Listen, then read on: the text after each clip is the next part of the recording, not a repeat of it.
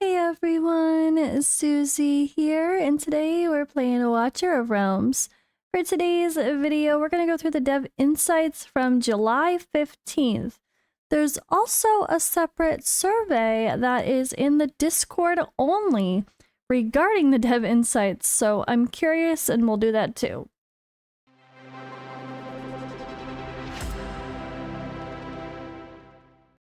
Alright, and like usual, my eye is puffy and annoying as hell, so if I look extra sleepy, it's just the stupid Bell's palsy.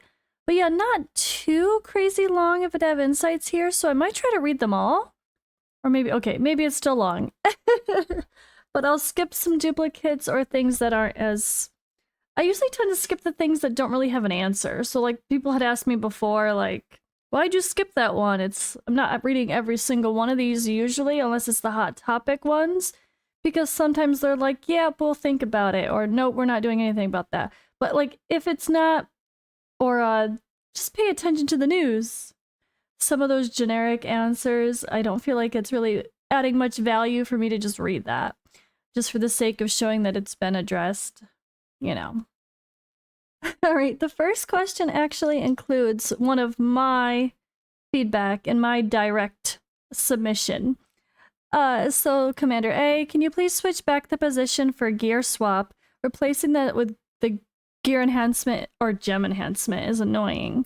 Please change the position of quick change button back to where it used to be. I have muscle memory built up and I keep misclicking the new gem enhancement button instead. It's super annoying. Just swap the position of those two buttons. Commander C, move this gem stuff to the foundry. It's not like we're gonna click it every single time. It doesn't need to be at the bottom of the quick change gear. Yeah, for real. I know, how often are we really doing gem stuff? Never if you're me. It's fine. But yeah, that doesn't even need to be there. So, regarding the new buttons that appear on the gear interface, the quick change should be next to the quick equip. Many are complaining of pressing the wrong button, gem, because they're used to it being next to each other. So the order that makes the most sense is Foundry, which I spelled wrong, that was me. Me having a typo, go figure. Gem enhancement and then quick change. It should be, the other button should be in the same place, but if you're gonna add the other button, just at least not where the other one was always at the exact spot for gear stuff. They do reply saying we're currently collecting feedback and suggestions about the buttons. The location of this button will be improved and implemented in the next version update. So maybe they're just debating, yeah, do they just move the gem button to a more hidden part in the foundry because it's not as used? Or do they just swap the positions back to like foundry, gem, quick change, or gem, foundry, quick change? But either way, the quick change button needs to be by like the other gear related button over there. Alright, this is pretty cool. With the Ancients hero pool expanding and the lack of regular legendary pity on these banners, it is time to consider having an Ancient Selector banner. This would benefit the entire community, whales and free-to-play alike. Yeah, for real, I mean, there's no pity on those anyway. So if you made it so there was a random banner where people could be like, okay, I want Ardea, I want Cassiel, I want Valara, I want Sargok, whoever it might be, that someone's trying to get awakenings for or just is not getting lucky enough to pull, whales are going to whale out to get that, and free-to-play will be happy if they actually have increased odds. They say we will consider expanding the self-pick mechanism to divine and ancient summoning. I like to hear that for sure. Like the pick your own 20 times banner stuff, that's so fun. Absolutely, why not? They ain't got nothing to lose. If anything, more to gain, because people are more likely to pull. This is something simple that it should absolutely be, too. So add a visual to the summoning pool after not hitting a banner hero, how chances are going up. They say, we'll consider making a feature that's similar to the pity progression tracker. No, Moonton, no. No, that's not what we mean. We mean like when you're looking at the banner and it's like 20 times chance. No, change that to say what the real chance now is. Just like if you play other games that have these sort of things, Dragonair had this on a banner. If you don't pull the first hero, then it goes up, then it goes up, then it goes up. And so the multiplier that shows while you're doing the summons just changes. Why not? I guess it's like maybe they just don't want to show the exact math, but they say it, so why make it confusing? Just make it very clear. Okay, you now have a 60 times chance of pulling this hero. I don't know. So apparently there was an issue with the gear grouping labels changing on their own. I didn't do that yet, so I didn't notice. They said, we fixed the issue regarding the random changing of the labels. We sincerely apologize for the inconvenience. So that was a bug, and if you've been hesitant to make new gear plans because of it, it has been fixed. All right, this is something we talked about in another mention. I don't remember where, or was it already part of a patch? And this is fuzzy to me where we talked about it, but maybe it's already happened. But they said, please consider rebalancing or nerfing the Chaos Shamans for Guild Wars. Chaos Shamans plus rare archers or infernal clerics can kill tanks like CYRUS through Carnelian protection. With the Chaos Shaman's buff, a single Garnet Guard can kill most platform units through Lily protection, even when built with a 50,000 plus HP. 2 Chaos Shamans on their own can trigger Brokir passive through Lily heals and protection. At the moment, there's simply no way to build against Chaos Shamans, even when weakening the team against other strategies. I really like that this reply was very detailed about why it's broken, and not just saying, these guys are too OP. Like, that's really helpful feedback, because maybe Moonton didn't realize the certain combinations that are too OP. Like, this is the type of feedback, working with Fateless and Godforged, that we want to see when you're like, this person's too OP, why? Don't just be like, they hit too hard. Like, what makes them OP? The combination of this causes something that should work not to work. What is that exactly? This was a really nice set of feedback, so I really like, I feel like I'm learning about how to use Chaos Shamans properly for now. Kidding, not kidding, just by reading this post. So very, very nice feedback. They do say, as reply, we have also noticed the issue regarding the Demon Soldier Chaos Shaman dealing too much burst damage when teamed with some combinations. We will lower the Demon Soldier Chaos Shaman's burning damage in the next update. Hopefully this will immediately reduce the stress on players experiencing during battle. I mean, I guess, but I don't know, is that good enough? It doesn't sound good enough. But let me know for you high-end GVG players, which I am not. Okay, so the unequip all units. People like, just let us unequip all. This is what I keep saying this is what I'm waiting for, but I think I'm just making excuses to be a slacker. Just kidding, I'm not a slacker. I'm just really, really, really busy with other things and trying to human and breathe and not work till 1 a.m. every single night. And or play, and barely have time to play the games, let alone with the work side of things. Unequip all is expected to be implemented in the next version update. That would make things so much easier. Just unequip everything and be like, all right, let's go. Regearing everybody. If that's the next version update, my ass needs to get grinding some gear.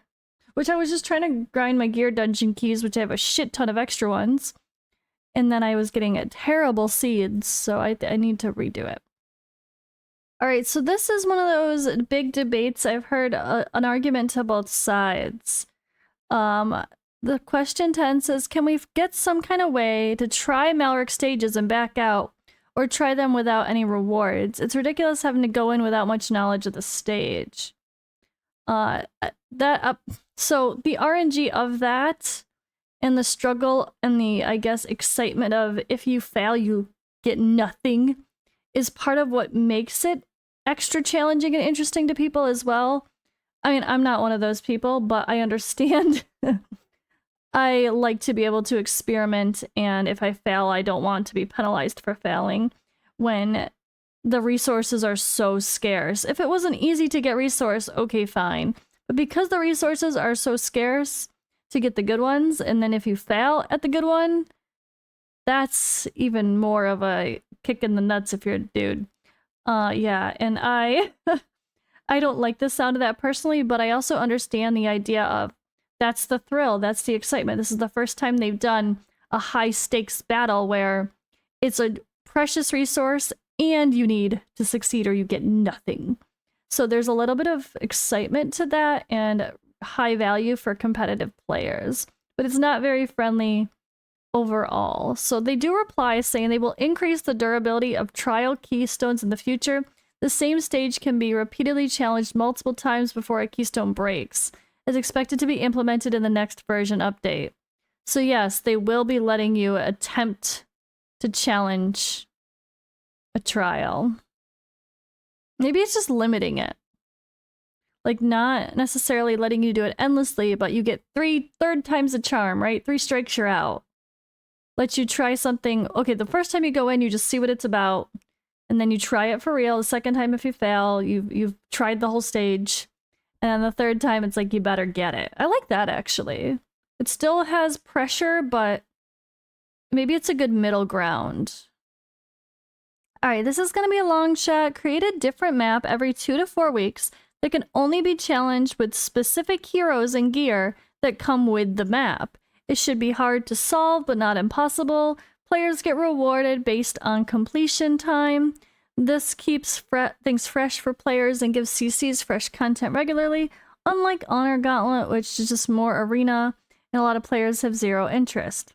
So they're talking like a normalized PvE mode, where you get a pool of heroes in different maps that, yeah, that is set in stone versus what you have on your account. And they say a similar play mode is currently under development. The version is being released, well, version in which it will be released is still being scheduled. So it's not ready yet. There is a request here asking for CYRUS. We haven't had an event with him on it in quite a while. Let's see, most banners have been around Ingrid, Praetus, Iovar, Soul Cadence, Nastia, Elder, Rygar were 5 months, gone 8 months ago. What about CYRUS? It's been 10 months since a CYRUS banner. I just pulled him. Alright, the special ancient banner for CYRUS will be introduced in the next version update. So within the next month, we have a CYRUS banner coming. So if you are highly seeking a CYRUS, consider that in your future polls. It does say the next version updates CYRUS banner very specifically. So the next version will be our August update preview. Alright, this is interesting. Maybe you can think about looking further right into the future with a calendar. There are many leaks circulating. It would be nice to get the information from you and have certainty. That way the players could plan their resources better. It would increase player satisfaction immensely. And they say, we will inform players about future plans and arrangements via various methods such as a face-to-face with the developers. So this whole topic of leaks and advance notices on a calendar apparently will be brought up during our dev interview that we're supposed to have somewhat soon, but I have no idea when the date is yet as of this recording. Alright guys, sorry, this was July 15th. I am late to the party, yes, but we're not done yet. Alright, so there's this Dev Insights feedback survey.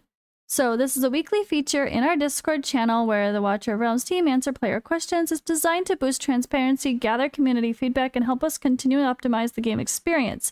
This quick survey gathers your thoughts on Dev Insight content. What do you love? What could be better? Any ideas you have for future topics? Time to complete, around 2 minutes, and your responses are anonymous and confidential unless you're me and you're reading this and doing this live on a recording. Okay. Alright, so how often do you read our Dev Insights posts? I would say you guys should do this even if you just watch my videos, because it's the same thing. You're absorbing it, right? Always. How would you rate the overall satisfaction? I mean, it's gotten better, so I'll give it a 4, but I don't even know. I want to give it a 3. It's still... It's good that they do it, but sometimes they're too repetitive, or they don't really answer the question still. What do you like most about Dev Insight posts? I'm gonna say that it requires a wide range of topics and that they're published pretty promptly. They usually are on a pretty regular schedule. However, I think no, it's not always clear. It's definitely not a clear timeline. And the layout is, I guess, okay, the layout's fine. but that's what's not good about it. I think it's still way too vague. Sometimes, I mean, sometimes it's like the next version update, which is nice. So it could say they've gotten better with that, but other times they're just a little too vague. I don't know. I'm kind of in between on that. All right, so what are your suggestions for improving? I said sometimes it's too repetitive still, with answers often too vague. Which areas do you feel need improvement? All right, just being honest here. Some unclear or unhelpful. Sometimes you're like, did you even read the question? It still has that "are you drunk" feel sometimes. Insufficient depth or detail on certain topics. Yeah, for sure. And generic replies. It still feels a little too generic sometimes. Now, again, they have definitely gotten better overall. Which, you know, I will say that first. All right, so yeah, I ended with that. Any suggestions for ideas for improving it again? I said it's improved since the beginning, but the majority are still lacking clarity and depth. Like, it's definitely better than it used to be. But yeah, there's a little survey here. This is in the Discord. I will give the link in the description as well. So there, what I mean here is, I think server news. Yeah, server news, there's a community survey, and that's what this is. So I will link that Dev Insights survey as well.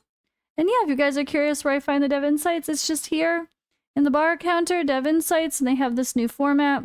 There was a special episode. I'll always read those too. But sorry, I was late to the party for this one, but thank you guys for watching either way, and I will see you in the next video.